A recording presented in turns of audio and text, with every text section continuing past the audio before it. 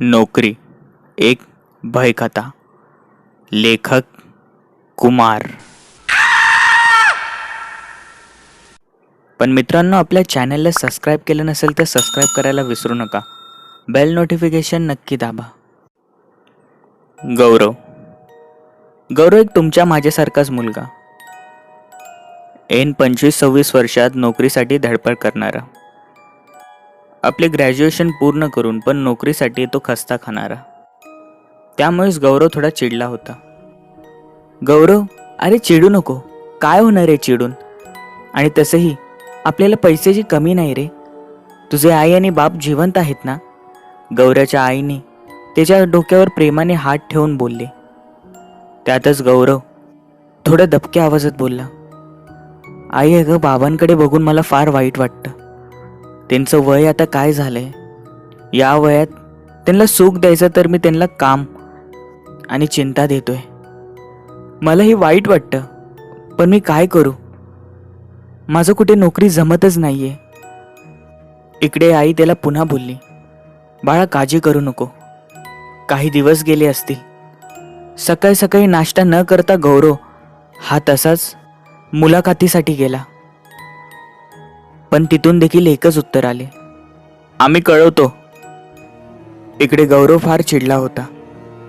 घरी येताच त्याच अवस्थेमध्ये, नैराश्यामध्ये तो आपले मेल चेक करू लागला. कुठून नोकरीला बोलवणे आले की नाही, किंवा कुठे नोकरी भेटते की नाही, हे सगळे पाहत होता. आणि अचानकच त्याने एक मेल पाहिला. त्या मेलमध्ये लिहिलं होतं, कॉंग्रॅच्युलेशन, तुमचं सिलेक्शन झालेलं आहे. तुमचे 4 पासपोर्ट साईज फोटो, आधार कार्ड आणि काही माहिती आम्हाला मेल करा. तुमच्या कामाचे ठिकाण मध्य प्रदेश असेल. पुढील माहिती हे तुम्हाला कळवण्यात येईल. हे ऐकताच गौरव फार खुश झाला होता. त्याने आपल्या आईबापांना घडलेला प्रकार सांगितला. तेही खुश झाले, पण कुठेतरी आईला हे दुःख वाटत होते. दुःख यासाठी की मुलगा आता लांब जाणार, पण आनंद देखील होता. या वर्षभरात त्याने जी धडपड केली, अखेर त्याचं फळ त्याला भेटले होते. गौरव साधारण रात्री 6च्या दरम्यान तो भोपाळच्या रेल्वे स्थानकावर उतरला. तिकडे टॅक्सी करून तो मेलमधल्या दिलेल्या पत्त्यावर आला. तो पत्ता होता हाऊसमधला गेस्ट हाऊस. गौरव तिकडे नवीन होता, म्हणून कंपनीने तिची राहण्याची सोय ही नवीन गेस्ट हाऊसमध्ये केली होती. गेस्ट हाऊस थोडं शहराच्या बाहेर होते. गौरव साधारण रात्री 11च्या दरम्यान गेस्ट हाऊसवर पोहोचला आणि त्यांनी रात्री 11 वाजता गेटच्या आतमध्ये प्रवेश केला. ते एक छोटे गेस्ट हाऊस होते. कंपनीने रिसेप्शनिस्टवर तिकडे 2 माणसं ठेवली होती. हॅलो सर, मी राजेंद्र, या गेस्ट हाऊसचा रिसेप्शनिस्ट, आणि हा आदेश, या गेस्ट हाऊसचा केअरटेकर. आता तरी आम्ही दोघंच आहोत. राजेंद्र हसत म्हणाला. हॅलो, मी गौरव, मला कंपनीने इकडे राहण्याची सोय केली आहे. गौरव म्हणाला. हो सर, माहीत आहे. त्यासाठी सकाळी आम्हाला मेल आला होता तुम्ही येणार म्हणून. आदेश, सरांचे सामान आत नेऊन ठेव आणि त्यांना त्याचे रूम दाखव, राजेंद्र म्हणाला. आणि आदेशने गौरवचे सामान घेतले आणि गौरव त्याच्या मागे निघाला. तिकडे फक्त 3 रूम होत्या. ते 2 रूम गेस्ट हाऊससाठी आणि 1 रूम राजेंद्र आणि आदेश वापरत होते. रूम खूपच लहान होत्या. तिकडे बेड, सोफा आणि बाथरूम असे मोजकेच सामान होते. साहेब, जेवणासाठी काही आणू? आदेशने विचारले. नाही नको, मी जेवून आलोय, असे गौरव म्हणाला. आणि आदेश विचारात पडला. इकडे गौरवने आदेशच्या हातात काही पैसे ठेवले. तसेच आदेश तिकडून निघून गेला. इकडे गौरव फ्रेश झाला आणि घरी फोन करून तो सुखरूप पोहोचला असे कळवले. त्यानंतर त्याने आपल्या प्रियसीला कॉल केला. तिचे नाव निशा असे होते. यांचं प्रेम कॉलेजपासूनच होते. तिला पण गौरवने एवढ्या लांब जाऊन नोकरी करणे पटत नव्हते. पण नोकरीसाठी गौरवने केलेली धडपड ही तिने पाहिली होती, म्हणून तिने काहीच बोलले नाही. इकडे तिचा कॉल लागत नव्हता, म्हणून गौरवने TV पाहण्यासाठी रिमोट हातात घेतला. TV ऑन करून तो बेडवर बसला. न कळतच त्याची नजर ही तिकडे असलेल्या एका आरशावर गेली आणि त्यांनी असे पाहिले की आरशामधून त्याला कोणीतरी पाहत आहे. त्यांनी नीट पाहिले, जवळ जाऊन पाहिले, पण तिकडे आता कोणीच नव्हते. इकडून मागून कसला तरी आवाज आला. त्यांनी झटकून मागे पाहिले त्याला असे वाटले की कोणीतरी डावीकडून उजवीकडे जात आहे. त्यांनी इकडे तिकडे पाहायला चालू केले आणि कोणीच नव्हते. तेवढ्यात त्याचा फोन वाजला आणि त्या आवाजाने तो दचकला. इकडे त्यांनी फोन पाहिला तर तो निशाचा व्हिडिओ कॉल होता. हे हाय, काय करतोयस? गौरवने विचारले. काही नाही, मूवी पाहत आहोय. तुझा कॉल पाहिला आणि तुला कॉल केला, निशा बोलली. तेवढ्यातच निशाने काही असे बोलले जे ऐकून गौरव दचकला. निशा बोलली, बाय द वे, तू रूम शेअर करत आहेस, सांगितलं नाहीस मला. आता आपल्याला रात्री जास्त बोलता येणार नाही, निशा म्हणाली. रूम शेअर आणि मी? नाही, मी एकटाच आहे, इकडे गौरव म्हणाला. नाही रे, बघ कोणीतरी तुझ्या मागच्या खुर्चीवर बसलेला आहे. इकडे गौरवने पुन्हा मागे वळून पाहिले, पण मागे कोणीच नव्हते. इकडे खुर्ची हलल्यासारखी झाली होती, जणू कोणीतरी तिकडे उठून बसले होते. बरं ठीक आहे, मी तुला नंतर कॉल करतो, असे गौरवने निशाला सांगितले आणि गौरव हा पूर्ण रूमची झाडाझडती घ्यायला लागला. इकडे त्याला कोणीच दिसले नाहीत. आल्यापासून त्याला कोणीतरी या रूममध्ये असे भास होत होते. तो तडप राजेंद्रकडे गेला आणि रूम बदलून देण्याची विनंती केली. राजेंद्रने काही नाही बोलले. त्याने इकडे आदेशला आवाज दिला आणि म्हणाला, साहेबांना दुसरी रूम दे. तसे आदेशने मान डोलवली आणि तो गौरवचे सामान बाजूच्या रूममध्ये ठेवले. साहेब, टी व्ही पाहताना आवाज कमीच ठेवा, बाकी लोकांना त्रास होतो, आदेश म्हणाला. बाकी लोक? मी तर इकडे एकटाच आहे, गौरवने आश्चर्याने विचारले. साहेब, आपलं सर्व दिसतं असे नाही, आदेश म्हणाला आणि दरवाजा बंद करून निघून गेला. गौरवला काही समजले नाही, पण इकडे कोणी नाही याची खात्री करून घेण्यासाठीच त्यांनी स्वतःचे 15-20 सेल्फी काढले आणि निशाला पाठवले. त्यात लिहिले होते, तो माणूस इकडे कुठे दिसतोय का बघ. आणि तिचा रिप्लायची वाट पाहू लागला, पण तिचा रिप्लाय काही लवकर आला नाही. कदाचित झोपली असेल असे समजून तो पण आडवा झाला. प्रवास आणि लगबगीने तो दमून गेला होता, म्हणून त्याला लगेच झोप लागली. अचानक 2:30 वाजता गौरवला जाग आली. जाग एवढ्यासाठी की एक विशिष्ट वास हातेला येत होता. हा सिगरेटचा होता. गौरवला आता असहन झाले होते. गौरव झोपेतून जागा झाला आणि त्याने घड्याळाकडे पाहिले. एवढ्या रात्री कोण सिगरेट ओढत आहे असे स्वतःला प्रश्न केले.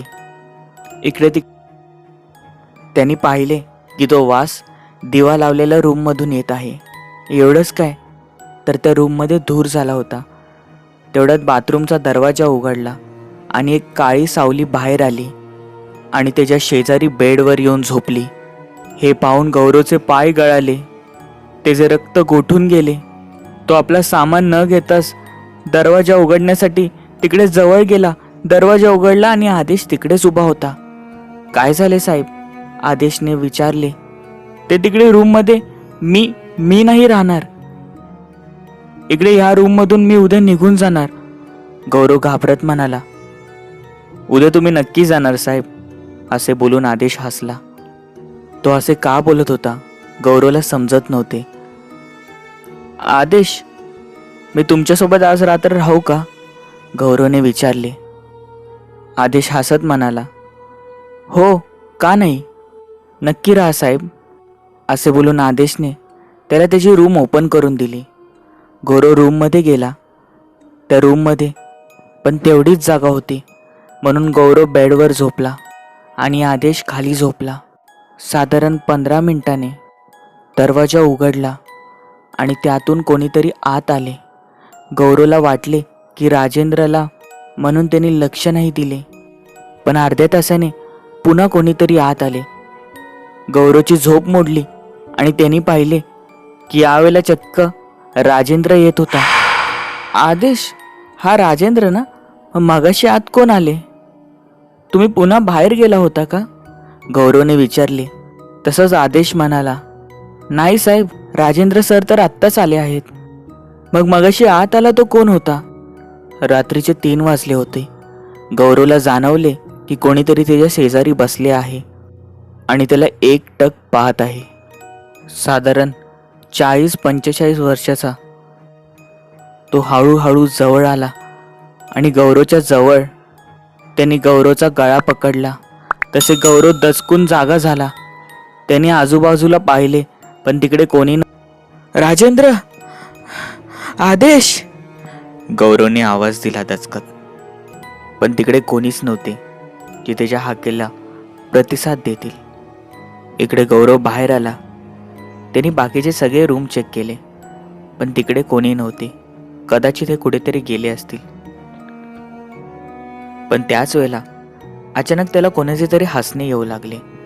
कोणीतरी जोर जोरात हसत होते. कोण? त्याने घाबरत विचारले, पण त्याला प्रतिसाद आला नाही. आवाज बंद झाला आणि अचानक टीव्ही ही सुरू झाली. दिवे बंद झाले आणि पुन्हा सुरू होऊ लागले. गौरव आता पुरताच घाबरला होता. त्याने काय करावे हे त्याला सुचत नव्हते. म्हणून तो पळत बाहेर येण्याचा प्रयत्न करू लागला, पण दरवाजा इकडे बंद होता. दरवाजा खोला, मला बाहेर काढा, दरवाजा उघडा ना, दरवाजा उघडा ना, गौरव रडत रडत म्हणत होता. पण त्याला ऐकणारे तिकडे कोणी नव्हते. अचानक दरवाजा उघडला आणि गौरव बाहेर आला. त्याने तिकडे मागे पाहिले तर तोच माणूस मागे उभा होता. त्याला हसत होता, जो त्याने स्वप्नात पाहिला होता. गौरव त्याला पाहून बेशुद्ध झाला. सकाळी जेव्हा गौरवला जाग आली, तेव्हा त्याच्या शेजारी एक 22-23 वर्षाची मुलगी उभी होती. तिच्या एका हातात पेपर तर दुसऱ्या हातात पाणी उबते. एक्सक्यूज मी, काही झालंय का? तुम्ही ठीक आहात ना? त्या मुलीने प्रश्न विचारला. इकडे डोके पकडून गौरव उठला आणि म्हणाला, हा मी ठीक आहे. काल इकडे रात्री आतमध्ये. तेवढेच बोलणे ऐकून त्या मुलीला घाम फुटला. तिच्या चेहऱ्यावर भीती पसरली. तुम्ही रात्री आतमध्ये होता आणि बाहेरही पडला? त्या मुलीच्या चेहऱ्यावरची भीती पाहून गौरवला त्या जागेबद्दल मनात उत्सुकता झाली. का? या जागेत काही झाले आहे का? गौरवने विचारले. तसेच ती मुलगी म्हणाली, इकडे जो राहतो ना, तो कधीच जिवंत राहत नाही. ती मुलगी म्हणाली. मला समजले नाही. गौरवने पुन्हा प्रश्न केला. या जागेला एक विचित्र इतिहास आहे. इकडे पहिले एक छोटे हॉटेल होते. 5 खोल्या होत्या. मालक खूप चांगला होता. पण हळूहळू इकडे आजूबाजूला मोठे हॉटेल झाले आणि त्याच्याकडे कोणी येत नव्हते. याचाच धक्का त्यांना बसला आणि नैराश्यातून त्यांनी त्यांच्या त्या हॉटेलला आग लावली. त्यामध्ये ते जे नोकर असलेले आदेश आणि राजेंद्र आणि तो स्वतः मालक जळून होळपळून मेले. त्या दिवसानंतर जो कोणी इकडे राहिला आहे तो कधीच जिवंत राहिला नाही. तुम्ही तर राहिला नाही इकडे? त्या मुलीने विचारले. तसेच तिच्या खिशात असलेले मोबाईल वाजला. निशाचा मेसेज होता. अरे हा, तो काय तुझ्या मागेच तर उभा आहे. आणि तिने जे वर्णन केले ते ऐकून गौरवच्या पायाखालची जमीन सरकली. ते वर्णन अगदी हुबेहू त्या मुलीने केले तसेच होते.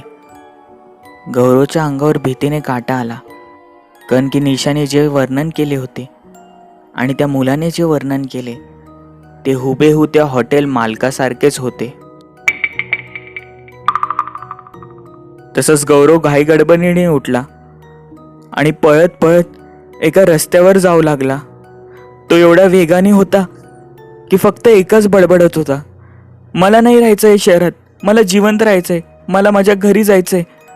आणि न कळतच एका भरधाव ट्रकाने त्याला उडवले.